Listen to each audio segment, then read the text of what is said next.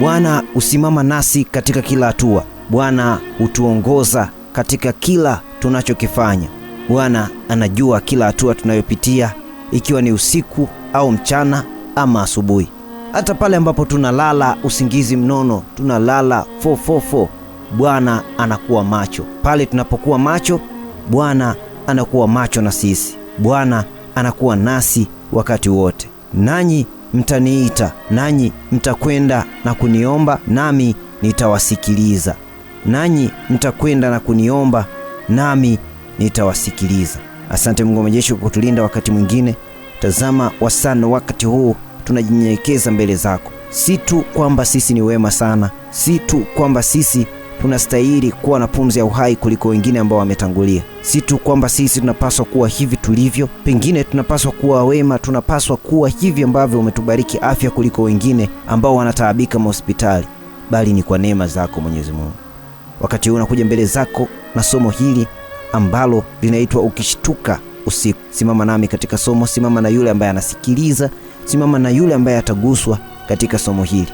Natumai kwamba utatulinda, utatuongoza tangu mwanzo hadi mwisho wa somo hili. Sisi ni vijana wako. Mimi ni mwalimu ambaye leo na aliongoza somo hili mbele ya yule ambaye anasikiliza. Tafadhali tujalie sikio la kusikia, tujalie akili ya kutafakari kila ambacho tunajifunza, nasi sote tunakuja mbele zako Baba Yesu Kristo, kwani wewe ndio mweza, kuna zaidi yetu. Naomba na kushukuru katika jina lako Yesu Kristo, wote tuseme amen. Yeremia 29:12 ndilo fungu ambalo litatuongoza siku ya leo kwenye somo letu. Yeremia 29:12. Kama una Biblia yako tunaweza kuongozana pamoja, lakini kama bado ulikuwa hujalifungua, basi unaweza ukafungua fungu hili taratibu ili tuweze kulisoma kwa pamoja. Yeremia 29:12 ambapo linasema, nanyi mtaniita, mtakwenda na kuniomba, nami nitawasikiliza. Nami nitawasikiliza.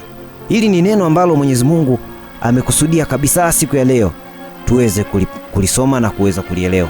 Mimi naitwa Said Fadhili Mlelwa, lakini maarufu kama Sifali.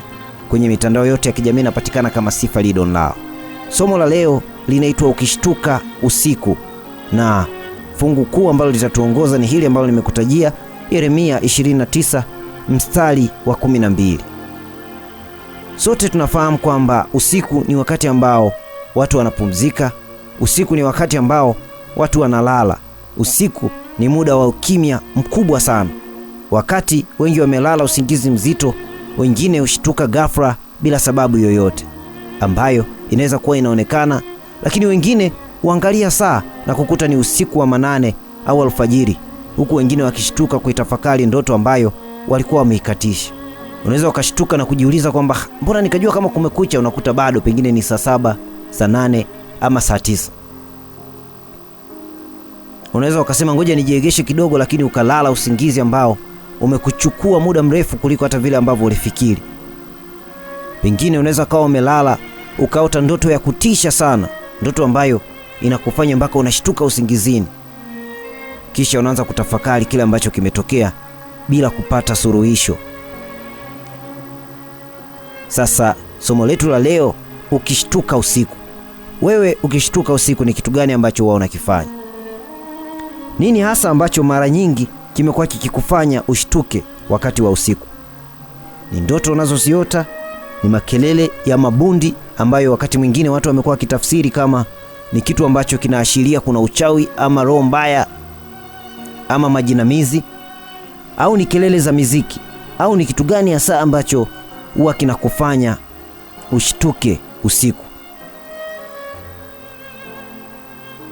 Sasa mara nyingi watu wengi huwa wanalala tena baada ya kushtuka bila kujua nini ambacho wanatakiwa kufanya, bila kutafakari kwa kina kile ambacho kimewafanya mpaka wakashtuka.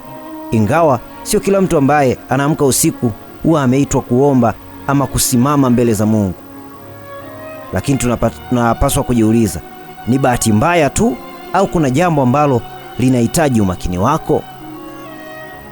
Yaani katika zile mara ambazo umeshawahi kushtuka usiku, umeshawahi kujiuliza kwamba unashtuka kwa bahati mbaya tu au kuna kitu ambacho kinatakiwa kuwazwa ndani yako?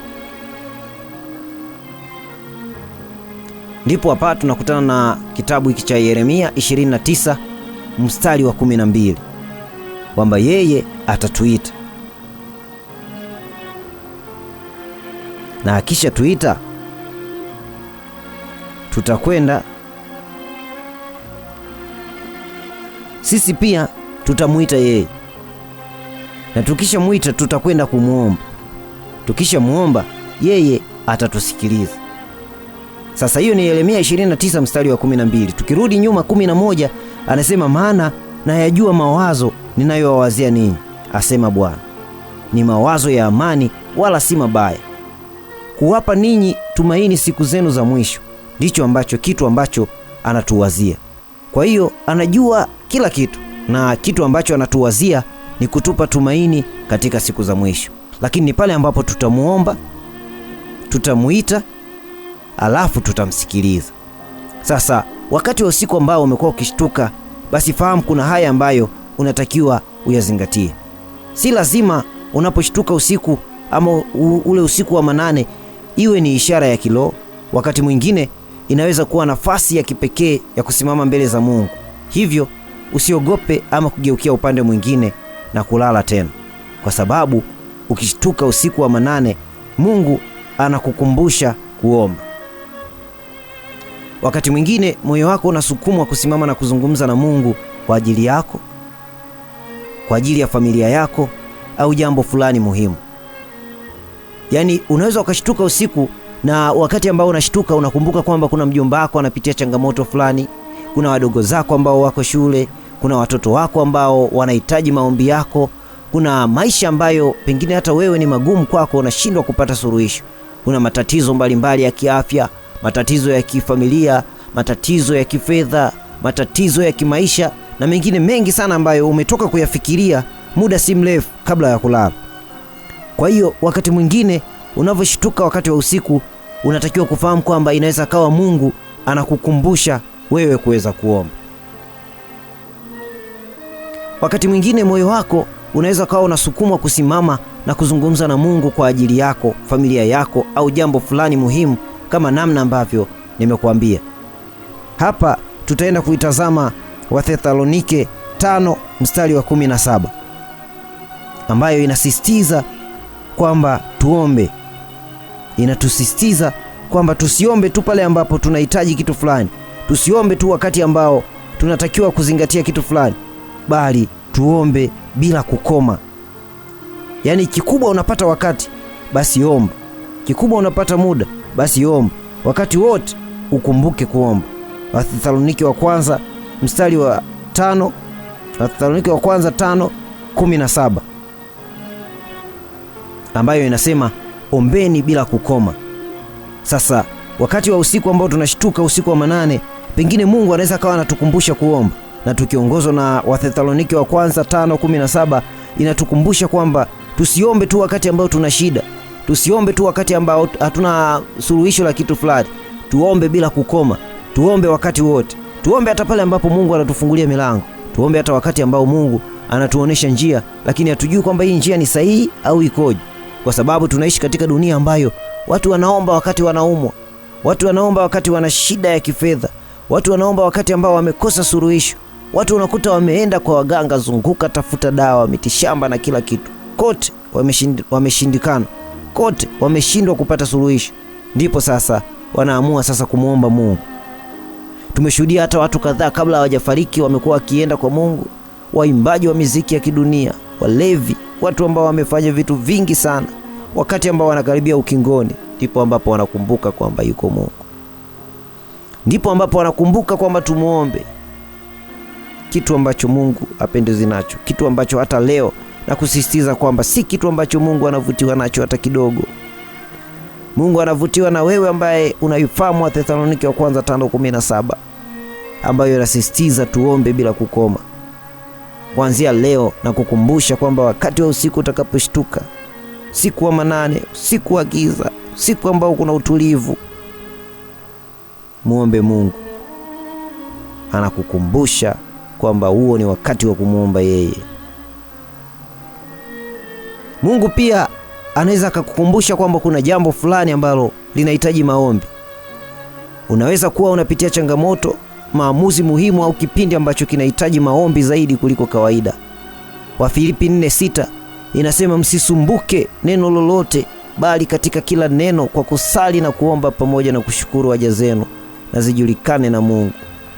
Mungu anatuambia kwamba tumpelekee kila jambo kwa maombi badala ya kubeba mizigo peke yetu. Wako watu ambao wamepitia changamoto nyingi, wako watu ambao wanatangatanga na dunia, wako watu ambao walioamini marafiki zao, ndugu zao, jamaa zao, wake zao, watoto wao, baba yao, lakini wajomba zao na wengine wengi, wakawapa siri zao, lakini wakageuka kuwa maadui. Wako watu ambao waliwapenda sana watu hao wa karibu, wakawapa mipango yao, baadaye wakageuka kuwa maadui. Wakawakopesha fedha, wamegeuka kuwa maadui, kiasi cha kwamba wanakosa suluhisho, wanakosa imani tena kwa mtu yoyote. Wanasema kwa sasa bora tubaki peke yetu, kwa sasa bora tusimame sisi wenyewe. Yuko Mungu ambaye anasema wanadamu wote hawatakusaidia kitu, bali haja, maombi na shida zetu zote tuzipeleke kwake. Tumpelekee kila jambo kwa maombi badala ya kubeba mizigo yetu peke yetu. Yuko mtu ambaye akikusimulia stori yake utaumia. Yuko mtu ambaye akikusimulia kisa chake kitakuumiza na kukuliza. Wakati mwingine kitakutoa mpaka machozi, kutokana na namna ambavyo aliwaamini wanadamu, kutokana na namna ambavyo aliwapa moyo wanadamu, lakini kumbe wote walikuwa si kitu kwake. Siku moja nilizungumza na rafiki yangu mmoja ambaye alinisimulia kisa, na tulikuwa tukizungumza kuhusiana na tiba asilia. Rafiki yangu alinieleza kwamba alishawahi kwenda kwa mganga wa jadi ambaye alimchanja chale mwili mzima, akisema anampa kinga asiweze kudhurika, akisema anampa tiba asiweze kupata shida yoyote. Huyo mtu alikuwa ni msanii wa muziki ya kidunia. Baadaye anakuja kuona si kitu alichofanyiwa, baada ya jaribu moja tu kumkuta na akafanikiwa yule mtu aliyokuwa anamjaribu. Akaweka wazi kwamba sitakuja tena kuwa na imani na wanadamu, sitakuja tena kuwaamini watu wa aina hii, kutokana na namna ambavyo alimwamini mtu lakini akageuka kuwa adui. Akachukua pesa zake, akachukua kuku zake, akachukua vitu vingi ambavyo alimwambia apeleke kama masharti. Akaishia kumchanja, damu zikamwagika, lakini kumbe hakuwa na msaada wowote. Tusichelewe tafadhali. Wafilipi 4:6 inatukumbusha kwamba tusisumbuke na neno lolote, bali katika kila neno kwa kusali na kuomba pamoja na kushukuru haja zetu zote na zijulikane kwa Mungu. Yuko mtu ambaye alipata pressure mpaka siku ambayo anakaribia kukata roho, akasema kwamba leo mmekuja wote, leo naweza nikazungumza kidogo, nikapumua, pengine nikaendelea kuliona jua. Nimeteseka sana na mambo ya ndugu zangu, nimeteseka sana na mambo ya ardhi, nimeteseka sana na mali zangu ambazo nilizitafuta kwa shida, lakini dhuluma niliyodhulumiwa na watu wangu wa karibu ilinifanya nikose suluhisho, nikose hata mtu wa kumwambia. Nikawa najiwazia ndani kwa ndani, kila nilipowaambia mje kuniona hamkuja, kila nilipowaita hamkuja, kutokana na nyie kuwa bize pia na majukumu yenu, si walaumu, lakini nilikosa kabisa mtu wa kumwambia. Na ndipo tatizo la pressure lilipoanza, na ndipo tatizo la msongo wa mawazo lilipoanza kunitafuna, mpaka leo mmekuja kunikuta kitandani hapa nimelala tu, nashindwa hata kusimama. Lakini kuja kwenu kumekuwa faraja kwangu, kwani naamini baada ya kusema haya nitapumua. Hayo ni maneno ambayo mama alikuwa anawaambia watoto wake, alikuwa anawaambia ndugu zake, ambao baada ya kuugua muda mwingi, baada ya wao kuwa bize na mambo ya kidunia, ndipo wanaenda kumuona, ndipo wanarudi kumtazama ili wajue hali yake ikoje. Aliamini kwamba baada ya hilo atapumua, baada ya kuwaeleza kilichosababisha tatizo atapumua, lakini msongo wa mawazo ukamrudia tena, presha yake ikapanda, akadondoka chini na kupoteza maisha. Akawa ameshawaeleza kwamba hayo yote yalitokana na yeye kukosa mtu wa kumsimulia, kukosa mtu wa kumshauri, kukosa mtu wa kumwambia hapa fanya hivi. Ingawa na watoto, ingawa na ndugu wenye fedha, ingawa na ndugu wasomi, ingawa na watu wengi wanaomzunguka katika jamii, lakini hayo yote yalijengeka kichwani mwake yeye peke yake. Hayo yote aliyaweka akilini mwake, akiwaza muda wote bila suluhisho, akiwaza pia kwamba hawa ni wanangu, hawa ni ndugu zangu, hawa ni watu wangu ambao wote walipaswa kusimama na mimi kwenye changamoto, lakini wako bize na maisha kiasi cha kunisahau. Ndipo mauti yamemkuta. Ndipo siku aliyoamua kusema ili apumue, kumbe ndo siku yake ya mwisho. Leo kumbuka kwamba Mungu anakuambia tumpelekee kila jambo kwa maombi badala ya kubeba mizigo peke yetu. Wewe unayenisikiliza leo, nataka nikwambie kwamba Mungu anasema haya yote kwa lengo la kukupa amani na mwongozo, kwa sababu baadhi ya watu hupata mawazo mazuri, hupata maelekezo au ufahamu baada ya kuamka na kuomba kwa dakika chache. Zaburi 32 mstari wa 8 inasema, nitakufundisha na kukuonesha njia utakayoiendea, nitakushauri jicho langu likikutazama. Ni muda sasa wa kumkabidhi Mungu mizigo yako. Kama umekuwa na mawazo mengi, kama umekuwa na hofu au presha, unaweza kutumia muda huo kuachilia kila kitu mbele za Mungu.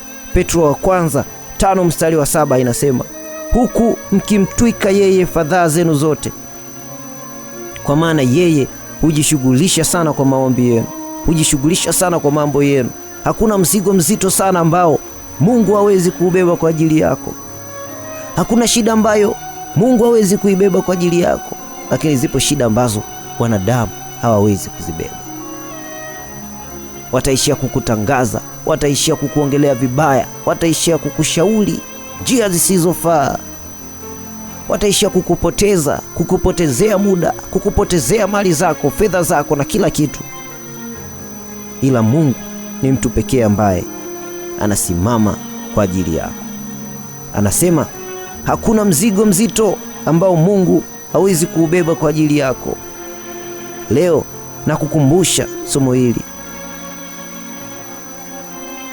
Leo nakukumbusha swala hili kwamba wakati dunia imelala, huenda mbingu zinakusubiri upige magoti. Hivyo usisahau, mshukuru Mungu kwa uzima, omba msamaha wa dhambi zako, ombea familia yako na wapendwa wako, ombea kazi zako, ombea biashara yako, ombea mipango yako. Mkabidhi Mungu hofu siku ya leo ninavyozungumza na wewe. Mkabidhi Mungu mizigo yako na kesho yako. Mkabidhi Mungu kila kitu ambacho kinakuzunguka. Mwanadamu atakupoteza, mwanadamu atakupotezea muda. Ukimtumaini mwanadamu, ipo siku atakufa, ipo siku ataondoka. Kama umekuwa pamoja nami katika somo la leo, ukishtuka usiku, fanya haya. Ukishtuka usiku, zingatia haya. Ukishtuka usiku, fanya hayo pia. Ongozwa na ombi hili.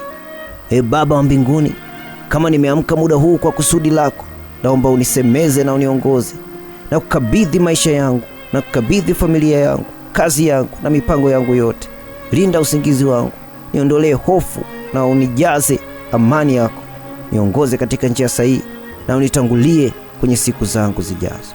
Kwa jina la Yesu Kristo nimeomba, amina. Mimi naitwa Said Fadhili Mlelwa. Somo letu la leo linaitwa usiku, ukiamka usiku. Asante kwa kuwa pamoja nami, na endelea kunifuata kwenye mitandao yote ya kijamii ambako napatikana kama Sifali Donlao. Uwe na wakati mwema.